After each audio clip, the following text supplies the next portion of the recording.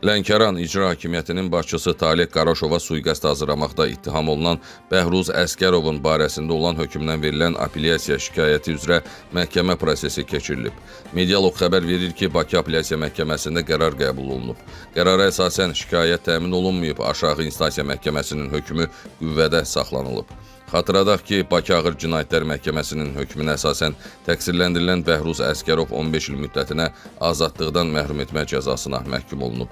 Onu da qeyd eləyək ki, Əsgərova qarşı Cinayət Məcəlləsinin 28.120.2.1, 28.120.2.10, 28.120.2.11, 28.120.2.12 qabaqcadan əlbir olan bir qrup şəxs halında milli, irqi, dini ədavət və düşmənçilik zəminində təkrar adam öldürməyə hazırlıq, 28.214.2.1, 28.214.2.3 odlu silahdan və ya silah qismində istifadə olunan predmetlərdən istifadə eləməklə terror aktı törətməyə hazırlıq, 28.214.3.1 terrorçuluqla əlaqədar təlim keçməyə hazırlıq, 28.277 dövlət xadiminin həyatına sui-qəsd eləməyə hazırlıq və 28.278.1-ci dövlətin konstitusiya quruluşunun zorla dəyişdirilməsinə yönələn hazırlıq hərəkətləri maddələri ilə ittiham irəli sürülüb.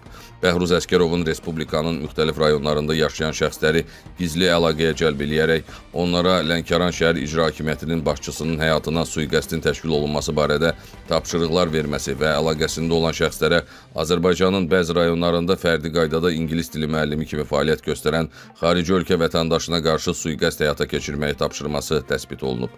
Dövlət Təhlükəsizliyi Xidməti tərəfindən həyata keçirilmiş kompleks əməliyyat istintaq tədbirləri nəticəsində Bəhruz Əsgərovun tutularaq Azərbaycan Respublikasında cinayət məsuliyyətinə cəlb olunması təmin olunub.